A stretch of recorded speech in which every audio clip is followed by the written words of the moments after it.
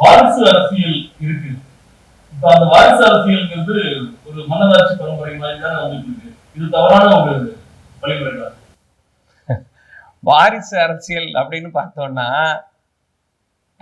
பொதுவா ஒரு பொது பிரச்சனையை பேசும்போது என்ன சிக்கல், யாருக்கு சிக்கல் அப்படின்னு பார்க்கணும். ஒரு பிரச்சனையை பேசுறோம், அந்த பிரச்சனையில என்ன சிக்கல் இருக்கு. பொதுவா இங்க வாரிசு அரசியல் அப்படின்னு பார்க்கிறோம். மனிதகுலம் தோன்றியதிலிருந்தே இங்க வாரிசு அரசியல் இருந்திருக்கு. மனிதகுலம் தோன்றியதிலிருந்தே வாரிசு அரசியல்னு ஒண்ணு இருக்கு. அதை தவிர்த்து விட்டு நான் சொல்றது தமிழ்நாட்டில் மட்டுமல்ல, இந்தியாவில் மட்டுமல்ல, ஆசிய கண்டத்தில் மட்டுமல்ல, உலகத்தில் மனித இனம் எங்கெங்கெல்லாம் இருக்கோ எல்லா இடத்திலையும் வாரிசு அரசியல் தான். மனித காலம் என்னைக்கு ஆட்சி, அதிகாரம், மண், பெண், பொண்ணுங்கிற அந்த இந்த இதுக்குள்ள போக ஆரம்பிச்சோமோ, சொத்தை குவிக்க ஆரம்பிச்சோமோ, நாட்டை படையெடுக்க ஆரம்பிச்சோமோ, இந்த இந்த இந்த இடத்துல வந்துருச்சு.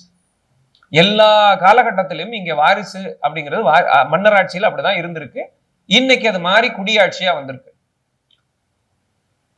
இது நம்ம ஊர்ல மட்டும் அல்ல, உலகமே முன்னிலை நாடு, முதல் நாடு, வளர்ந்த நாடு அப்படின்லாம் பார்க்கக்கூடிய அமெரிக்காவிலே இதாங்க நிலைமை. பில் கிளின்டனுடைய துணைவியார் தான் ஹிலாரி கிளின்டன். இப்ப கடந்த முறை தேர்தலில் போட்டி போட்டாங்க. அங்க உள்ள அதிபராக போட்டி போட்ட ஹிலாரி கிளின்டன் பில் கிளின்டனுடைய ஏற்கனவே அதிபராக இருந்தார். ஜார்ஜ் புஷ்னுடைய மகன் தான் ஜூனியர் புஷ் வந்தார். இங்க வாரிசு அரசியல் அப்படின்னு சொன்ன பார்க்கும்போது, ஏன்னா கிளின்டனை தவிர்த்து விட்டு ஹிலாரி கிளின்டன் அல்ல.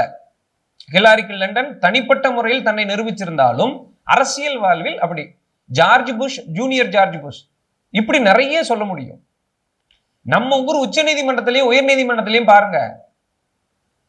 இந்தியாவில் உச்ச நீதிமன்றத்திலும் உயர் நீதிமன்றத்திலையும் பாத்தீங்கன்னா இப்ப கடைசியா இருந்த இதுக்கு சந்திரசூட்னு ஒரு தலைமை நீதிபதி இப்போ சமீபத்துல கடந்த ஆண்டு ஓய்வு பெற்றார்.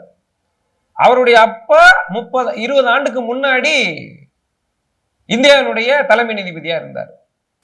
சோ இங்க உயர் நீதிமன்ற நீதிபதியில் இருக்காங்க, உச்ச நீதிமன்ற நீதிபதியில் இருக்காங்க. இங்கெல்லாம் கேள்வி இல்லை. எங்க கேள்வி இருக்கணும்னா இங்கதான் இருக்கணும். அப்பா சீஃப் ஜஸ்டிஸ், அதனால பையன் வந்துட முடியுமா?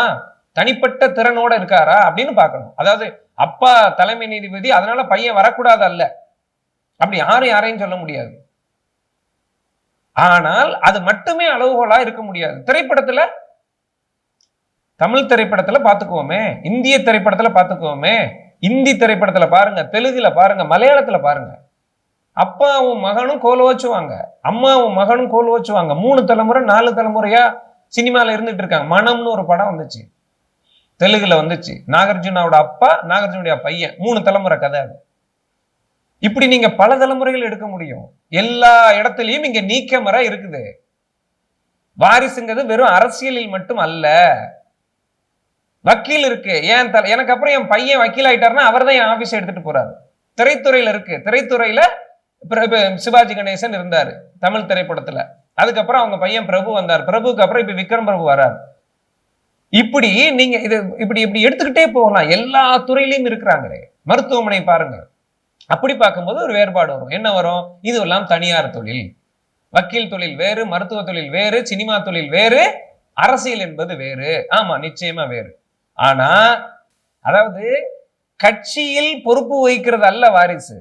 என் பார்வையில, என் புரிதல்ல, ஒரு கட்சியில இப்ப நான் பெரியாள், மாவட்ட செயலாளர் அப்படி வச்சுக்கோமே, என் பையன் வரக்கூடாது, என் மகன் வரக்கூடாது, என் மனைவி வரக்கூடாதுன்னு இல்ல. இது பொறுப்பு. ஆட்சியில் வரும்போது என் அப்பா இது, அதனால நான் இந்த இதுக்குன்னு வர முடியாது. அப்போ நம்ம ஊர்ல முதலமைச்சரா இருந்த எம்ஜிஆர் செத்து போனதுனால, அவர் மனைவிங்கிற காரணத்தினால மட்டுமே மக்களால் தேர்ந்தெடுக்கப்படாத நேரத்துல ஜானகி எம்ஜிஆர் முதலமைச்சரான கதையெல்லாம் நம்மகிட்ட இருக்கு. நடந்தது கதை இல்ல, இப்படி எல்லாம் நடந்திருக்கு. சோ வாரிசு என்பது எல்லா இடத்திலையும் நீக்கமர இருக்கு. இது அரசியல்ல மட்டுமல்ல. அதே மாதிரி எந்த கட்சியும் இங்க விதிவிலக்கு இல்லை. வாரிசு அரசியல் இல்லாத விதிவிலக்கான கட்சி என்பதே இங்க கிடையாது. ஆனா திட்டமிட்டு திமுக மாதிரி ஒரு சில கட்சிகளுக்கு எதிராக மட்டும்தான் இது வைக்கப்படுது, முன் வைக்கப்படுது. கட்சியில் அறிவிச்சுட்டாங்க. இப்ப உதயநிதி ஸ்டாலின் அறிவிக்கிறாங்க. இப்படி வச்சுக்கோமே, திமுகவே வச்சுக்குவோம். திமுகவில் கலைஞர் இருந்தார், கலைஞருக்கு பிறகு ஸ்டாலின் இருக்கிறார், ஸ்டாலினுக்கு பிறகு உதயநிதியை முன்னிலைப்படுத்துறாங்க. அது அந்த உட்கட்சி ஜனநாயகம். அந்த கட்சி கேள்வி எழுப்ப வேண்டிய விஷயம் அது. அந்த கட்சிக்குள்ளார நடக்க வேண்டிய ஒரு விஷயம் அது. அந்த கட்சி பொதுக்குழு கூடி அவங்க வச்சிருக்கக்கூடிய செயல்முறை திட்டத்தின் அடிப்படையில எங்க பொதுக்குழு தான் வலுவானது, பொதுக்குழு தான் முடிவெடுக்க முடியும்னு சொல்றாங்க. அந்த பொதுக்குழு முரண்படணும். இல்ல இவருக்கு வயது 44 45 தான் ஆகுது, இவரை விட கட்சியில மூத்தவங்க இருக்கிறாங்க, இப்ப இருக்கக்கூடிய கட்சி தலைவரான நீங்களே 60 வயதுக்கு பிறகுதான் தலைவராக வந்திருக்கீங்க இப்படின்னு பேச வேண்டியது உட்கட்சி ஜனநாயகம். அந்த கட்சி பார்க்க வேண்டிய வேலை. அந்த கட்சி ஏத்துக்கிச்சு. அந்த கட்சி ஏத்துக்கிட்டதன் அடிப்படையில அவர்கள் சட்டமன்ற உறுப்பினராக நிற்கிறாரு. அதை ஏத்துக்கிட்டாங்க. கட்சி அவருக்கு அமைச்சராக பொறுப்பு கொடுக்குறாங்க. பின்னாடி கட்சி துணை முதலமைச்சராக பொறுப்பு கொடுக்குறாங்க. சோ வாரிசு அரசியல் என்பது அதனால மட்டுமே இங்க ஒருவரை தவிர்க்கப்பட முடியாது. ஏன்னா அது எந்த விதத்திலையும் பொது சமூகத்தை பாதிக்கிறது இல்லை. பொது சமூகத்தை எந்த விதத்துல அது பாதிக்க போகுது? இன்னார் பையன் இவருங்கிறனால என்ன பாதிச்சிட போகுது? ஒண்ணும் இல்ல. 10 நாளைக்கு முன்னாடி தெலுங்கானா ஸ்டேட்ல இதே மாதிரி முன்னாள் முதலமைச்சருடைய மகா கவிதா, திருமதி கவிதா இதே மாதிரி தனி கட்சி ஆரம்பிச்சிருக்காங்க. பீகார்ல பாருங்க, ராபரி தேவி வந்தாங்க. லல்லு பிரசாத் யாதவ் முதலமைச்சரா இருந்து சிறைக்கு போகும்போது அடுத்த நிமிஷம் அவருடைய துணைவியார் வந்தாங்க. அதனால இது சரி இது தப்புன்னு சொல்ல வரல. ஒப்பீட்டுக்கு அங்கெல்லாம் இருக்கு, இங்கேயும் அப்படி இல்லை. வாரிசு அரசியல் என்பது பொது சமூகத்திற்கு எந்த விதத்தில் இடையூறா இருக்கு? பொது மக்களுக்கு, பொது மேம்பாட்டுக்கு, பொது செயல்பாட்டுக்கு, ஆட்சி நிர்வாகத்திற்கு அது எந்த விதத்துல? அவர் மகன் என்பதற்காக கொண்டு வந்துட்டீங்க இல்லையா, அவர் அன்ஃபிட் அந்த போஸ்டுக்கு அப்படின்னு சொல்லலாம். அவர் தகுதி இல்லாதவர்.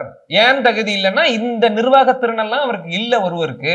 ஆனா அவர் வெறுமனே தன்னை அமைச்சர் மையன் அல்லது முதலமைச்சர் பையன் அப்படிங்கிறதுக்காக கொண்டு வந்து இந்த இடத்துல வச்சது தப்புன்னு.